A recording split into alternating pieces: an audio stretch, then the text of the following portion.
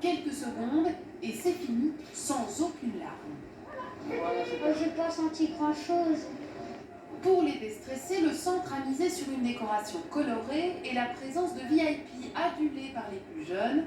135 enfants se font vacciner cet après-midi. Ils ont entre 5 et 11 ans.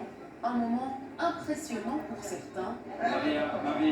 La plupart sont courageux et responsables.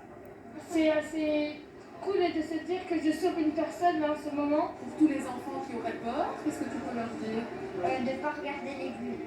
S'ils maîtrisent si bien l'importance de cette vaccination, c'est grâce à leurs parents. Pour Licia, maman de Soraya, c'était un rendez-vous évident. Je peux comprendre que certains parents aient des appréhensions. Soraya, elle est en bonne santé, elle a une bonne corpulence, donc voilà, moi j'ai pas eu de problème avec mes doses, donc il y a un contexte qui donne confiance. La majorité des vaccinations se font quand on est enfant.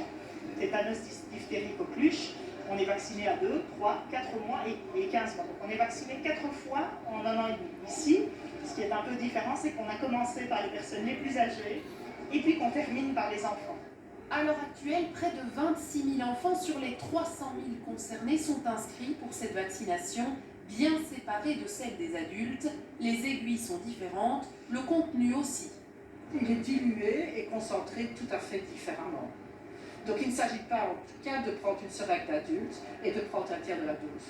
Liège est l'un des 2 centres pilotes où débute la vaccination des enfants. Dès la semaine prochaine, tous les centres la proposeront les mercredis après-midi et samedi matin. Un vaccin qui pourrait bientôt devenir obligatoire en Belgique. Le Parlement va d'ailleurs se pencher sur la question. Les différents partis politiques ont convenu aujourd'hui qu'il était temps de lancer le débat.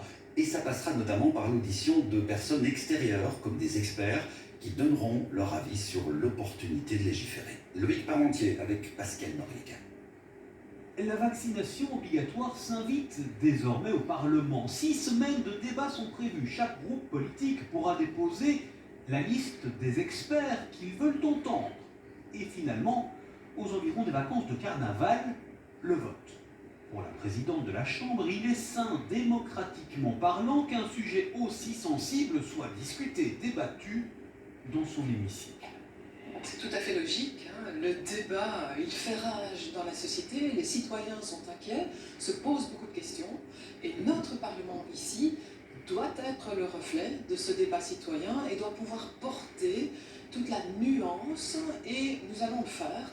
Exemple de ce débat avec 2 députés à gauche, l'opposition du PTB, à droite, un parti de la majorité est connu. On n'a pas d'a priori à ce stade parce qu'on a énormément de questions. Parce qu'en termes philosophiques, de nouveau, en termes éthiques, en termes sanitaires, est-ce que c'est la meilleure manière de convaincre aussi les personnes qui ne sont aujourd'hui pas encore vaccinées? L'obligation, c'est autre chose. Là, on va vraiment dans une intrusion vraiment privée, d'obliger quelque chose. Je ne crois pas que c'est la bonne manière. Croire qu'une obligation va tout résoudre, c'est parce qu'on vit dans une tour en ivoire, hein, je veux dire. Les discussions sur la vaccination obligatoire pourraient commencer dès la semaine prochaine en commission santé. Fin février, séance plénière exceptionnelle pour l'ultime débat sur la question. S'il vous plaît, madame. Et en attendant, les non-vaccinés sont de plus en plus souvent pointés du doigt. Beaucoup de pays commencent à restreindre leur liberté. Au Canada, la province de Québec va même plus loin. Considérant qu'ils mettent à mal le système de santé, elle a décidé de taxer tous les adultes qui refusent de se faire vacciner sans raison médicale. Simon François. Le Québec est la 2e province la plus peuplée du Canada. Elle fait face à un manque chronique de personnel soignant. Avec près de 2750 personnes atteintes du coronavirus dans ses hôpitaux, les services de soins de santé sont déjà saturés. Des lits occupés principalement par des personnes non vaccinées. Selon le Premier ministre québécois, ce n'est pas à l'ensemble de la population de payer pour ces soins. Il compte introduire une taxe pour les non-vaccinés. C'est une question d'équité pour les 90% de la population qui ont fait des sacrifices. Je crois que nous leur devons ce genre de mesures. Le gouvernement québécois n'a pas encore défini le montant de cette contribution santé. Selon les ministres, il serait au minimum de 70 €. En Italie, après avoir annoncé l'obligation vaccinale pour les plus de 50 ans, les autorités réservent l'accès à de nombreux lieux publics aux personnes vaccinées. Depuis lundi, il faut montrer une preuve de vaccination ou de guérison pour pour entrer à la salle de sport, dans les hôtels ou les piscines, mais aussi dans les trains et les avions. Un test PCR négatif n'est plus suffisant. Je pense que c'est une mesure juste, c'est une sécurité supplémentaire pour les voyageurs, mais aussi pour le personnel qui travaille à bord des trains. C'est peut-être un peu rigide, mais sans cela, vous n'atteindrez pas de résultat. Les non-vaccinés sont récalcitrants. En Europe, ce type de passe vaccinal est également d'application en Autriche. Il vient d'être imposé également à Manille, la capitale des Philippines.